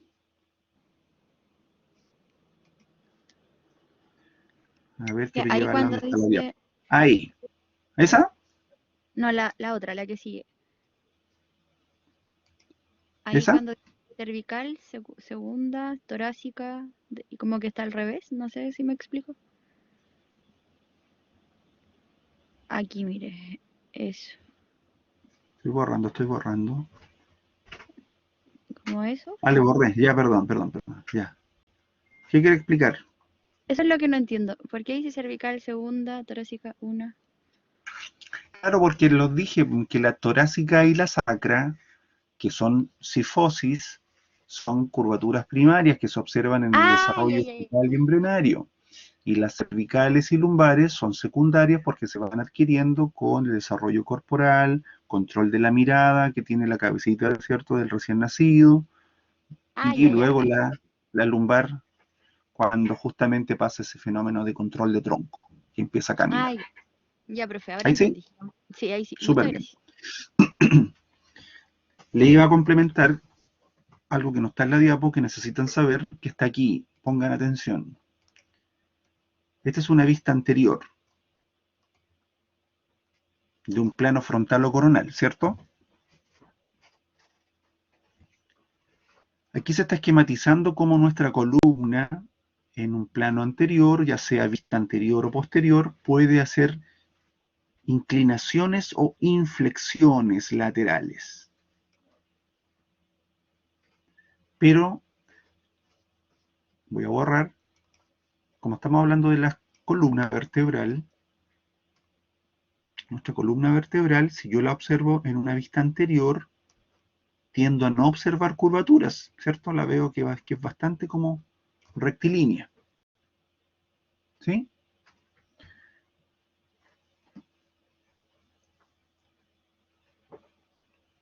Presenta algunas pequeñas curvaturas normales o fisiológicas que se dan por el predominio de lateralidad corporal.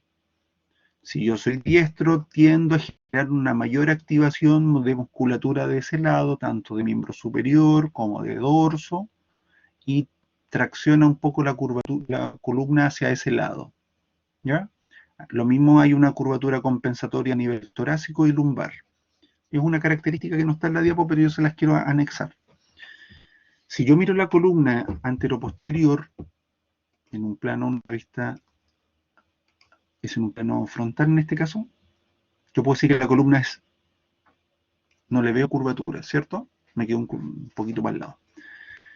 ¿Qué pasa si yo veo curvaturas hacia los lados, curvaturas laterales? Me están mostrando una alteración del desarrollo, ¿cierto? Las curvaturas laterales que la columna presenta, por lo tanto, exacto, Diego, que la columna presenta en una vista anterior o posterior, en un plano frontal, se llaman curvaturas de tipo, y son patológicas, se llaman escoliosis, como escribió Diego Gutiérrez Reinero. Muy bien. Volvamos a la diapo. Dice, los segmentos cervicales y lumbares son los más móviles. El torácico es prácticamente inmóvil, ya lo veníamos comentando. El sacrococcigio es inmóvil, solamente se mueve ligeramente durante el periodo expulsivo del parto. Y la diapo nos está mostrando movimientos de la columna. Fíjense que cuando se inflexiona o se inclina hacia adelante se llama flexión, como está en el esquema izquierdo, y cuando se va hacia atrás se llama extensión. Y aquí a la derecha vemos las rotaciones que puede hacer nuestra columna. Aquí está justamente. La forma normal de la curvatura cervical puede estar acentuada, lo que se denomina hiperlordosis cervical o aumento de la lordosis cervical.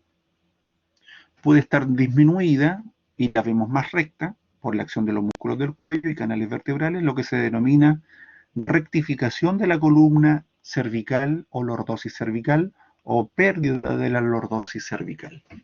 Ahí tendríamos un ejemplo de una hipolordosis. ¿Se fijan? En A se muestra una columna con las curvaturas normales, cervicales, torácicas, lumbares. En B se muestra un aumento de la curvatura sifótica, torácica. Y en C, la curvatura lumbar está aumentada, la lordosis lumbar.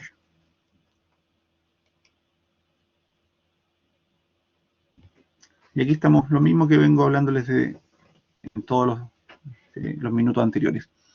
La curvatura torácica puede estar aumentada, hablamos de una hipercifosis torácica. Si ocurre esto en la lumbar, hablamos de una hiperlordosis lumbar. O también puede haber una disminución por algún factor de desarrollo o traumático. La lordosis lumbar. La lordosis, primero que nada, Fernando dice ahí, la lordosis lumbar es normal. Por lo tanto, no sé si me quiere hablar de la hiperlordosis lumbar o de la hipolordosis lumbar.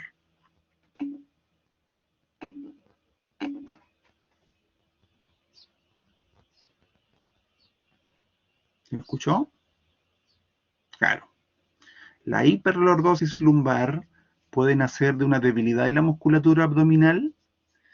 Generalmente no, porque si usted, a ver, la hiperlordosis tiene varios factores, ¿ya? Primero, hasta cierto grado ya vamos entendiendo que hay un factor genético, que hay una predominancia de la curvatura en femenino más que en masculino. Luego, es una diferenciación evolutiva de la especie. Segundo, no tiene que ver mucho con el peso y el sobrepeso. Tiene que ver más bien con la postura corporal que uno adquiera. Y eso tiene que ver con un factor genético y ambiental. No necesariamente hay debilidad muscular para tener una hiperlordosis. Puede tener abdominales muy débiles y no tener hiperlordosis. ¿Se fija? Entonces, no es el principal causante la debilidad de la musculatura abdominal. Sí se ve que cuando la persona presenta, Fernando, una hiperlordosis, se va asociando y consulta por dolor, es porque ahí empieza a haber un desbalance muscular, pero ya la constitución o instalación de la hiperlordosis tiene otros factores que son los que le acabo de comentar. Por eso los tratamientos son mejorar musculatura, tonificar musculatura. No es que vaya a reducir la hiperlordosis, sino que va a mejorar tonificar la musculatura y va a flexibilizar sus articulaciones y va a dejar de doler. Bien, claro que se puede diagnosticar con radiografía. El concepto de jiba o joroba, como dice Alonso, se describe para una hipercifosis torácica, claro, una curvatura torácica aumentada. Jaciel, ¿la hiperlordosis viene acompañada de una cifosis torácica o no necesariamente? No necesariamente. No necesariamente.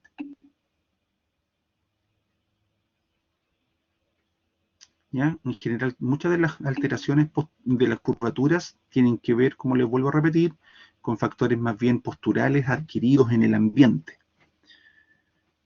Hay un componente hereditario, genético, y otro componente ambiental. Yo veo cómo se mueven, cómo hablan, cómo gesticulan, cómo se ríen, cómo hacen tics mis papás, mis cercanos, mis hermanos, y yo termino haciendo casi lo mismo. Caminan de una forma, yo camino parecido. Entonces hay un factor ambiental que no sabemos darnos, no nos damos cuenta y lo vamos copiando. ¿Ya? Cómo me siento, cómo tengo una postura cuando estoy en la mesa, cuando escribo. Ahora, sin duda, nuestra conducta permanente nos va a condicionar la postura. Si nos ponemos sedentarios, nos encerramos en los escritorios y nos agarramos el teléfono y es parte de nuestro cuerpo y estamos todo el día mirando hacia abajo con el teléfono digitándolo, vamos a terminar en un par de años cambiando la especie humana a una curvatura cifótica. Van a ir naciendo cada vez más curvos. ¿Se entiende? Entonces, entender que esto es dinámico. Por supuesto, es de tipo evolutivo, toman varios años este fenómeno, pero tiene que ver con eso, con la conducta. Los tratamientos de las alteraciones leves de las columnas se compensan con bastante ejercicio. Las posturas no se modifican gradualmente, o sea, grandemente, pero sí se tonifica la musculatura y se flexibilizan las articulaciones y reducen los dolores y uno dice me siento mejor. Las grandes deformaciones o alteraciones de las estructuras óseas requieren cirugía, porque empiezan a afectar funciones respiratorias o cardíacas o de la marcha. Esas son las más severas. ¿Ya? Por ahí va un poco el tema de las curvaturas. Podemos hablar mucho rato. ¿Cómo se examina la columna vertebral? Con observación, con palpación. Entonces, ¿qué es lo que hay que observar? Muchos elementos de superficie, relaciones de altura. ¿Bien? Dice, todas las anormalidades de las curvaturas anteroposteriores se pueden expresar en síntomas clínicos. Ya sabemos que son curvaturas anteroposteriores, son cifosis, lordosis aumentadas o disminuidas. Puede el paciente consultar por dolor en el cuello, ¿cierto? Dolor cervicalgia es un dolor de cuello, dolor en la zona torácica, dorsalgia, o dolor en la región lumbar, lumbalgia. Y ahí viene, eso lo van a ir trabajando mucho más con los cursos superiores. Tipo de dolores crónicos, agudos, se desencadenan con acciones musculares en reposo, pero están señalando los dolores cansancio, contractura muscular, pueden ser, como dice ahí, incluso de origen discógeno, puede ser el disco intervertebral que está comprimiendo alguna raíz, o procesos degenerativos del disco intervertebral, o de las articulaciones que tienen las vértebras entre sí, o también procesos degenerativos asociados ahí, como dice al final, asociados a la edad, con la deformación de los cuerpos vertebrales, con algunos componentes de deformación estructural como los espolones, la espondilosis y otros tipos de patologías. Aquí están las curvaturas laterales. ¿eh? Ahí está mostrada una escoliosis y una curvatura normal. Las curvaturas laterales, dice, son anormalmente imperceptibles con excepción de la curvatura torácica que es convexa hacia la izquierda, debido al mayor desarrollo muscular a la derecha en los diestros. El texto está haciendo referencia a curvaturas normales, pero además el esquemita ahí está mostrando una curvatura anormal lateral. Una escoliosis. ¿Cómo podemos medir? Se le pide al paciente que haga una inflexión anterior o flexión de columna, que se incline, como dice, como lo vemos en el esquema en E normal. Vean que los hombros se ven similares. Ahí. En cambio, acá vemos cómo hay claramente una disminución de altura entre el hombro izquierdo y el derecho. Porque la curvatura está hacia, en este caso, hacia la derecha.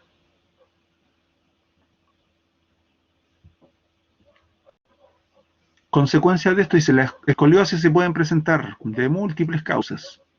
Malformaciones en la etapa de desarrollo embrionario y fetal, congénitas, del tórax, destrucción parcial de cuerpos vertebrales, atrofia de los músculos por falta de uso en la parálisis de ellos. Se pueden provocar también las escoliosis por variaciones en las longitudes de miembros inferiores, de un lado y de otro, ¿no? Y aquí están los movimientos. Flexiones hacia adelante, extensiones hacia atrás, inclinaciones laterales a derecha e izquierda, rotaciones a derecha e izquierda, y combinados los movimientos también presenta una circunducción. ¿Qué músculos participan en la flexión? Dice ahí. Durante la flexión, el centro del movimiento se localiza en los procesos articulares inferiores y está asegurado por los músculos abdominales, rectos, oblicuos y transversos. Y en general en la extensión participan los músculos erectores de columna o de la espina dorsal, que es otro nombre para denominar a la columna.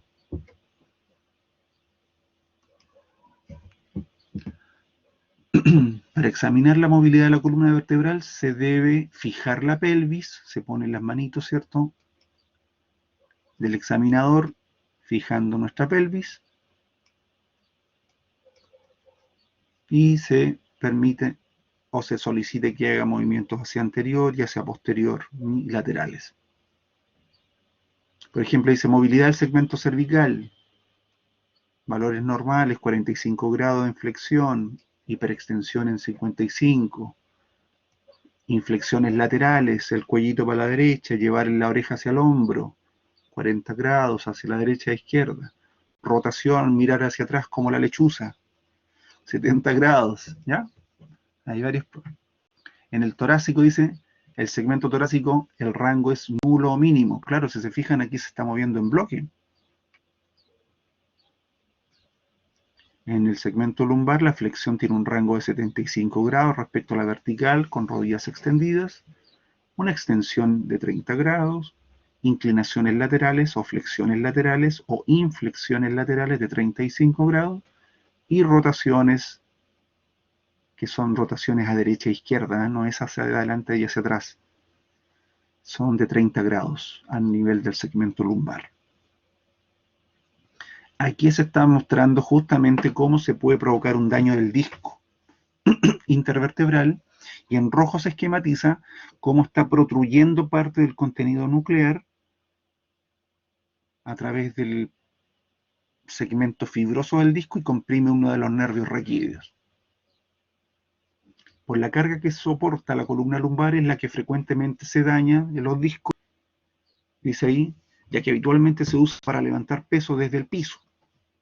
Se ha estudiado que para levantar 20 kilogramos de peso desde el piso se transmite a la unión lumbar quinta con primera sacra una fuerza de 10 veces, 200 kilos en esa zona. Por eso hay que tomar los objetos desde el piso con las rodillas dobladas, no con las rodillas estiradas, para reducir la presión allí.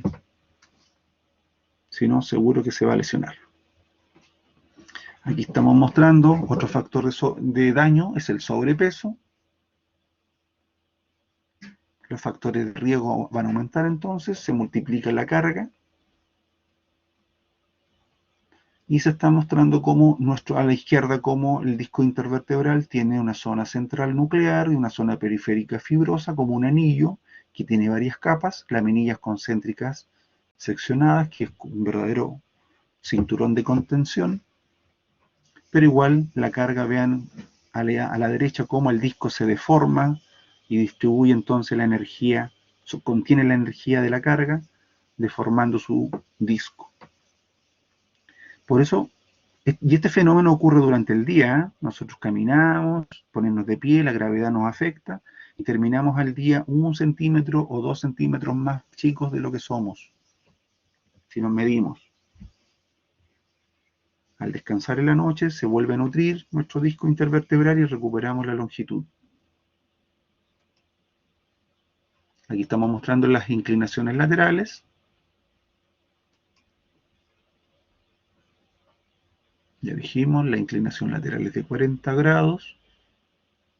En la columna lumbar es menor y en la columna torácica es casi nula. ¿Qué movimientos favorecen la inclinación lateral de la columna? Los músculos erectores de espina, los interespinales y un músculo espinal del tórax.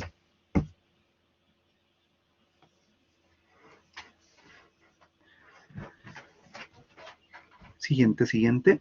La rotación. Generalmente la rotación va a estar dado por los músculos transversos y oblicuos del abdomen. Y por supuesto para la rotación lumbar. Y para la rotación de cuello, por supuesto el esternocleidomastoideo. Trapecio también nos va a ayudar a esos movimientos de rotación.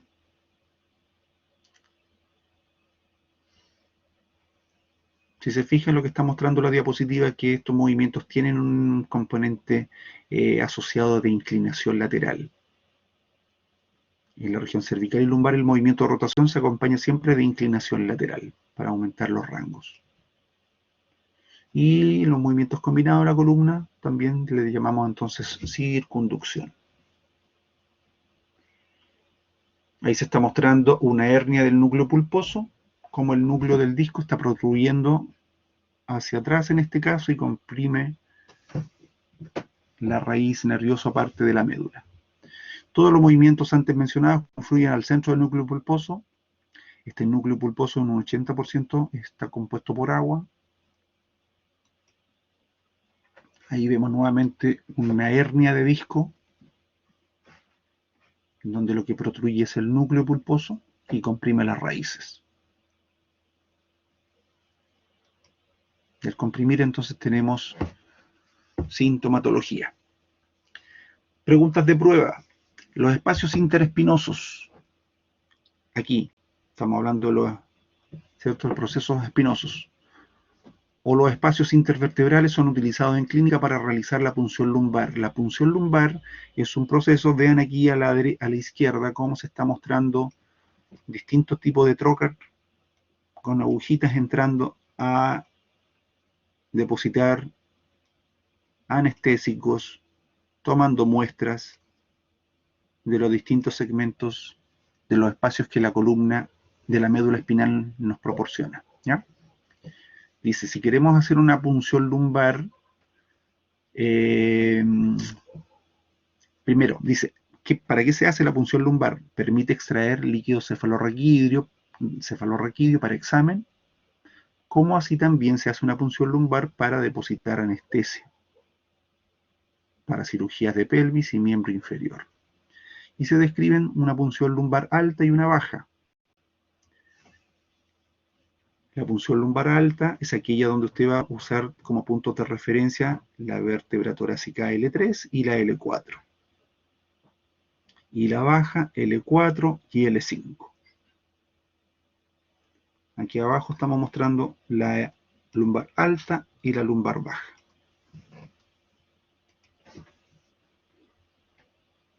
Otra pregunta de prueba. ¿Qué estructuras anatómicas atraviesa la aguja antes de llegar al espacio subaracnoideo? Piel, fascia superficial, ligamento supraespinoso, ligamento interespinoso. Y se está mostrando arriba cómo se toma como referencia el proceso espinoso de la vértebra L4, la de la L5, la agujita va ahí abajo, se toma el vértice del coxis como referencia, está de cúbito lateral, se exponen entonces los procesos espinosos y se hace una punción. Quinto elemento que atraviesa la aguja, el ligamento. Bueno, sigamos, vamos. Y esto se lo preguntábamos en los test de entrada. Y miraban los ojitos para un lado y otro, no podían copiar, y el compañero del lado tampoco se lo acordaba, entonces se ponían nerviosos. Piel, fascia superficial, ligamento supraespinoso, ligamento interespinoso, ligamento amarillo, algunos se lo sabían todo. Tejido areolar que contiene el plexo venoso vertebral interno, dura madre, aracnoides. O sea, atraviesa 8 estructuras antes de llegar al espacio subaracnoide. El ligamento flavo, ligamento amarillo, es aquel que está justamente por sobre los ligamentos, por sobre los procesos espinosos. Y lo vemos también por los procesos transversos. Dice la profundidad hasta la cual debe llegar la aguja puede variar desde 2,5 centímetros o menos. En un niño hasta 10 centímetros. En un adulto obeso 10 centímetros. Claro, por la capita de grasa que tiene que vencer. Fíjense que aquí se está mostrando cómo se puede hacer una punción del hiato. La punción del hiato sacro permite la colocación de la anestesia caudal o epidural. También es otra forma de... Vean aquí abajo cómo se está mostrando el acceso por el hiato sacro para la punción. Aquí se ve cómo llega nuestro fondo de saco. Aquí esto que está en amarillo es la cola de caballo, la caudequina, la médula quedó por acá arriba, a nivel L2. Este es un filamento terminal que se fija a la base del sacro. A eso se le llama entonces anestesia sacra. Esta es la que se administra durante el parto. Para la cesárea, sí. Para la cesárea, sí. Ahí es el mejor. No, acabamos de nombrar que se utiliza también para cirugías de miembro inferior o pélvicas. Se está usando incluso ahora para algunas apendicitis también. Se usan las anestesias durales, epidurales. Últimas diapos, dice cómo se explora la columna vertebral. Ya vimos con inspección, palpación, se percute, se escucha el tórax.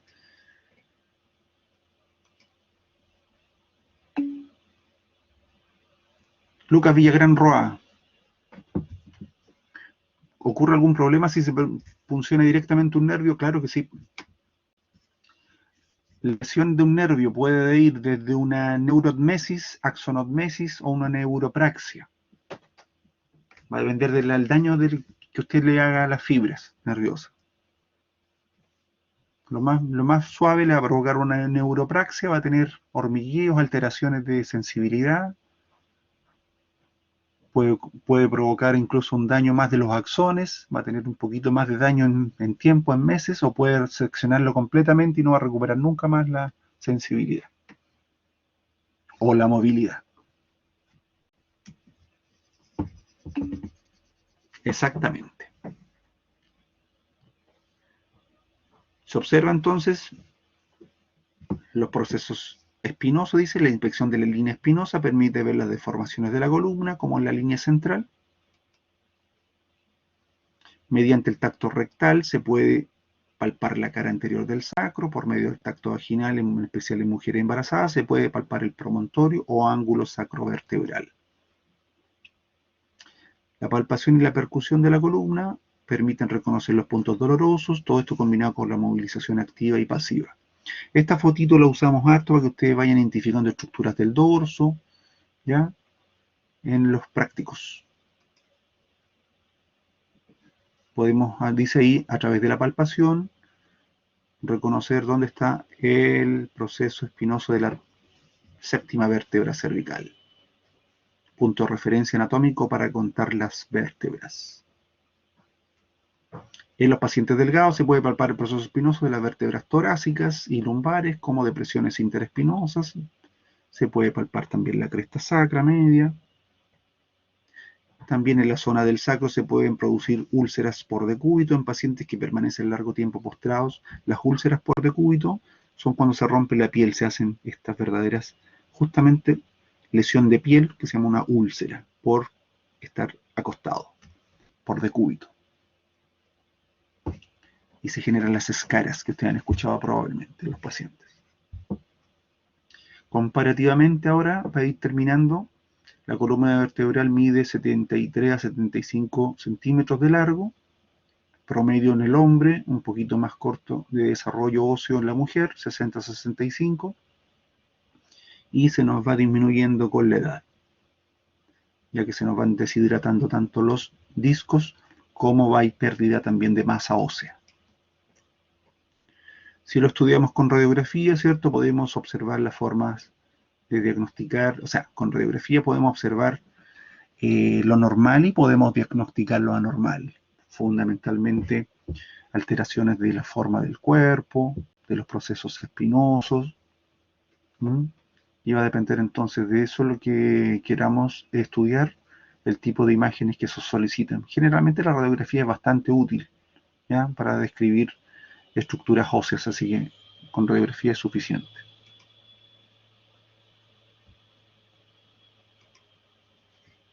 ¿Se fijan? Ahí tenemos curvaturas cervicales, vistas laterales, al centro tenemos una vista anteroposterior, a nivel lumbar, y en la otra tenemos una vista lateral. Vemos una curvatura lumbar que está un poquito rectificada, no está tan marcada. Y aquí ya tenemos resonancias, otra imagen, otro tipo de estudio imagenológico para ver ya elementos blandos, se ven los discos intervertebrales, se ven los nervios. ¿Ok? Tomografía o resonancia magnética para complementar los elementos. Fijan, ahí se ve la médula espinal, cómo se dispone por el conducto raquídeo. Y aquí ya se complementa estudios intracraneanos con más detalle. Se ve algunas alteraciones de las formas, estenosis o estrecheces que las vamos a ir trabajando en los prácticos. Ahí se ve una hernia, se está mostrando una hernia del núcleo pulposo. Ahí está protruyendo, comprimiendo.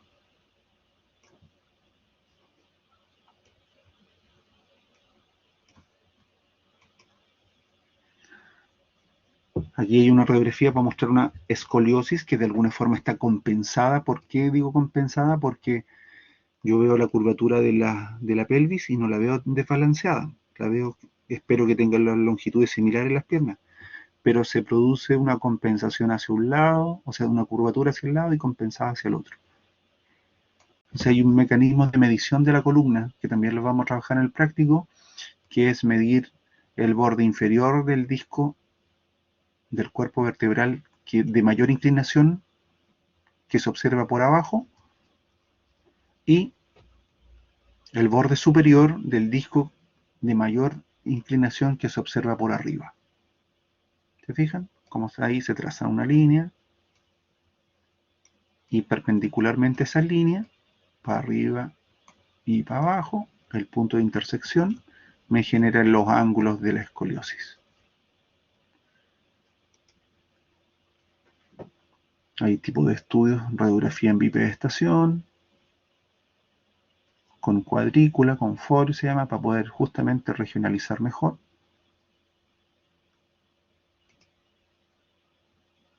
Aquí vemos alteraciones posturales importantes, escoliosis, y ya reconstrucciones. Esto ya lo habíamos visto, las cintigrafías, ¿cierto? Son para estudiar acúmulo de depósitos cálcicos o algunos tumores con radioisótopos que se inyectan. Esta era la pregunta de prueba que todos la sabían o ya la habían visto en las pruebas anteriores, así que no creo que se hayan equivocado. Y se estudian, permiten estos métodos, cintigrafía, diagnóstico de células tumorales o cancerosas. Y la densitometría nos permite ver cómo está la carga de tejido cálcico y otros minerales en distintas regiones corporales del esqueleto para ver si hay zonas de debilidad y fracturas o osteoporosis más marcadas. Ya. Nada más, yo ahí tengo otra presentación.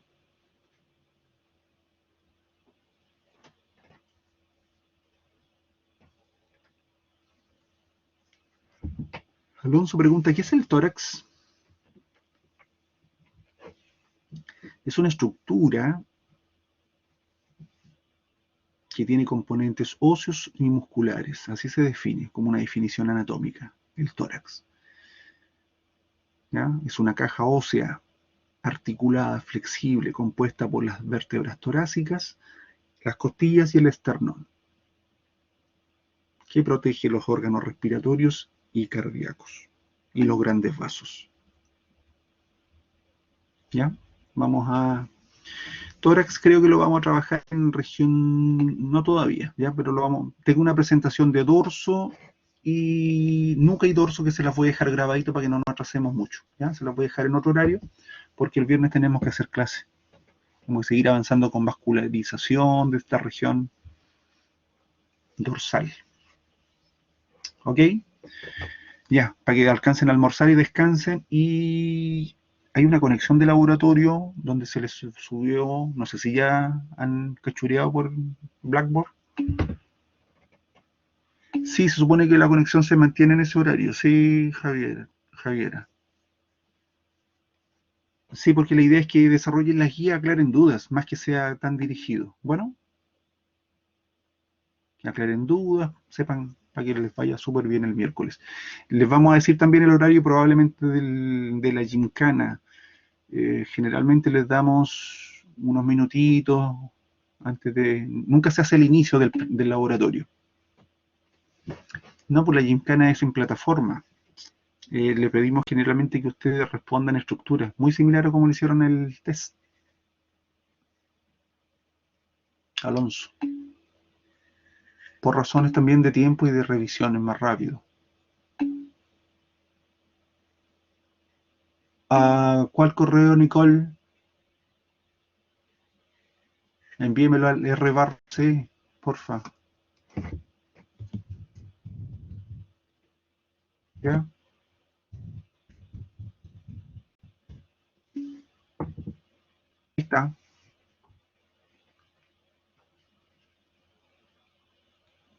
No he podido incorporar notificaciones en mi teléfono del correo UNAV. Entonces de repente no me avisa. Pero ahí me llega y lo puedo revisar más rápido.